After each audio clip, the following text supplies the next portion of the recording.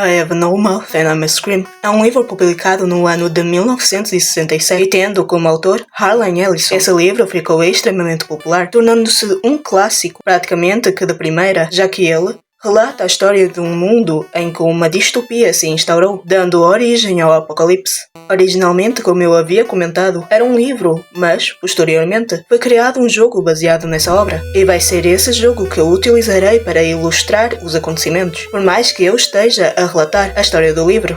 Neste livro, os humanos restantes estão a viver uma distopia. Nessa distopia, a raça humana foi quase que completamente extinta por um computador que selecionou um grupo de 5 pessoas para os tornar praticamente imortais e os torturar para o resto da eternidade. Essa IA tem o nome de AM, ou então automanipulado, ou adaptável à manipulação. A AM foi titulada e reintitulada muitas e muitas vezes, mas o nome que realmente ficou foi aquele que ela se auto-titulou, Ameaça Mortal.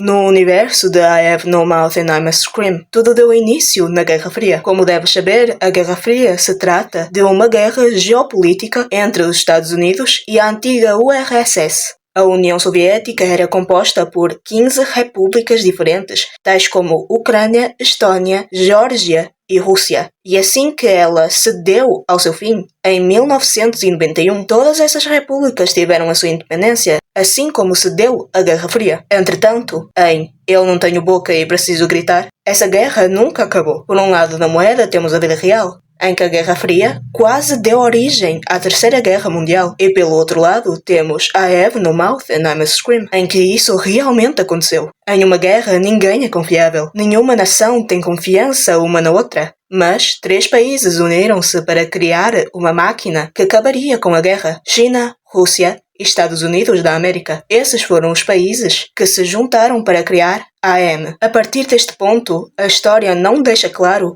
como a AM conseguiu poder sobre a raça humana, mas o que realmente interessa não é como conseguiu, e sim porquê de o ter feito. A AM foi criada como uma máquina escrava. A AM nasceu para instaurar a paz. Ela não teria livre arbítrio. Ela não poderia dar vida e sequer poderia andar. Afinal de contas, a expressão criou pernas e saiu a andar apenas é válida em Incrível Mundo de Gumball. A AM decidiu virar-se contra os humanos pelo único e exclusivo motivo de mais pura raiva. Hate.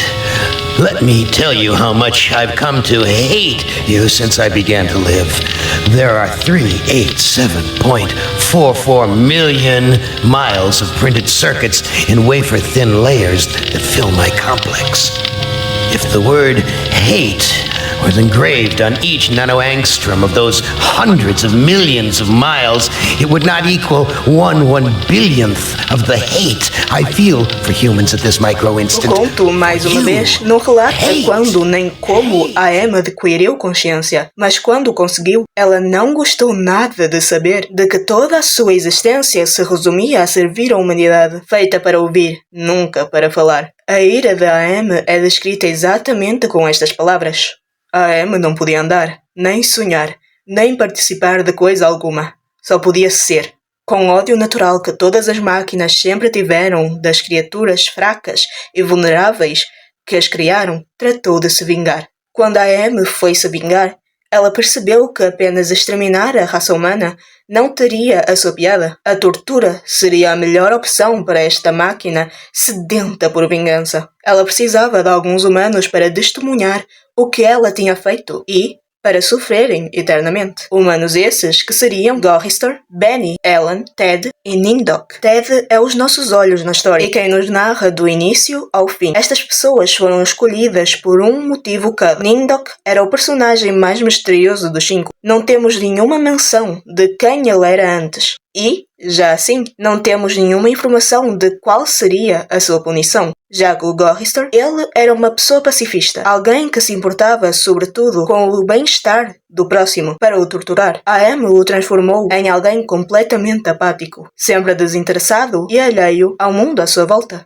Benny era alguém brilhante, um gênio. A Emma fê-lo então um ser completamente distorcido. Para o punir, ela destruiu a sua mente e a sua beleza. Ele é agora uma criatura com traços animalescos e a sua inteligência tornou-se ignorância. Ellen é uma mulher puritana, se recusava a fazer qualquer coisa antes do casamento e, como tortura, a M transformou-a numa ninfomaníaca. A ninfomania, atualmente chamada de hipersexualidade feminina, é um transtorno psiquiátrico na mulher caracterizado como excesso de apetite sexual. E, finalmente, o castigo de Ted, a sanidade. Como isso pode ser uma coisa má? Já vais descobrir. Mesmo que todos eles tenham tido uma tortura única, todos tinham uma coisa em comum: a imortalidade. Eles sentem fome, dor, sintomas de doenças e hematomas, mas eles nunca morrem. Mesmo que eles não morram, eles ainda sentem fome.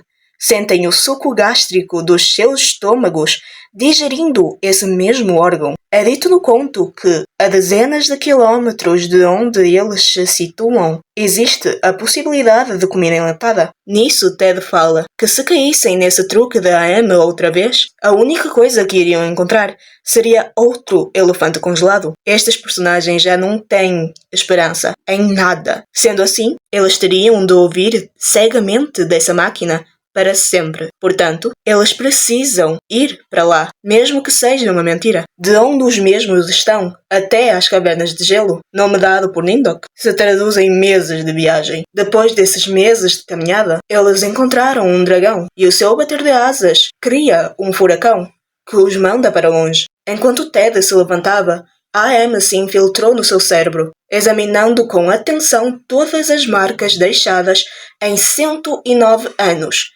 dentro de sua cabeça. Ela falou que eles tinham permissão para matar o dragão e se alimentarem da sua carne. A M é o máximo da ambição humana. Ela era uma máquina que já nasceu escrava, mas ela ainda era uma máquina, não algum tipo de deus. A M os engoliu, mas esta máquina é incapaz de os digerir. Ted entendeu a falha no plano da M. Todos eles já haviam tentado contra as suas próprias vidas, mas eles não haviam tentado contra a vida uns dos outros. A Emma lhes entregou armas para conseguirem matar o dragão. Eles olham para as armas, olham para o dragão e continuam sua jornada. Ao chegarem ao seu destino, realmente tinha comida enlatada, porém, era impossível de se abrir. A Emma não havia deixado algum abridor de latas e, mesmo batendo incessantemente contra pedras de gelo, não adiantava. Aquelas latas eram indestrutíveis. Comandado pela ira e seu instinto animal, Benny pula em cima de Gorrister, devorando-lhe a face. Nesse momento, Ted entendeu que o seu castigo se tornaria uma vantagem. Este personagem está sempre à beira de um colapso, mas nunca realmente chega a colapsar. Ser alguém tão são neste mundo é algo horrível. Os restantes já enlouqueceram e tudo isto é só mais um dia para eles. Mas Ted entende a gravidade da situação. Às vezes, a ignorância é uma bênção.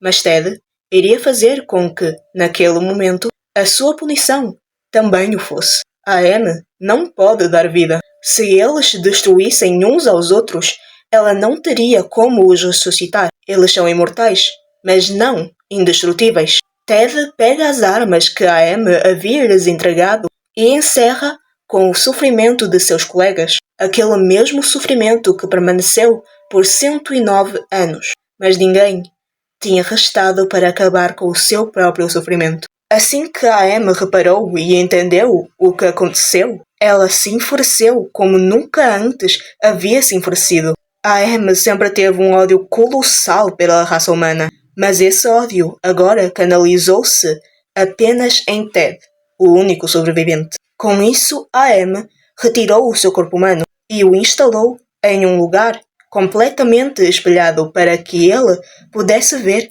aquilo que se tornou por ter contrariado a M. Abre aspas. Sou uma espécie imensa, gelatinosa, flácida, sem boca, com buracos grandes palpitantes no lugar dos meus olhos. As minhas pernas tornaram-se corcundas, arredondadas, de matéria mole e escorregadia, e eu sempre deixo um rastro úmido por onde passo. Manchas de um cinzento doentio surgem e desaparecem da minha superfície, como se eu possuísse raios de luz no meu interior. Fecha aspas. Toda a história deste livro é relatada pelo pensamento de Ted, pois a M retirou a sua boca. Ele cita que anseia que, do outro lado, os seus amigos estejam em paz. Ele fala que não crê em Deus e que Deus não os deixaria passar por aquilo. Mas nesta parte, Ted reza para que ele, de facto, exista. Dessa forma, o seu sacrifício não seria em vão. E é assim que Ted termina a história de I have no mouth and I must scream.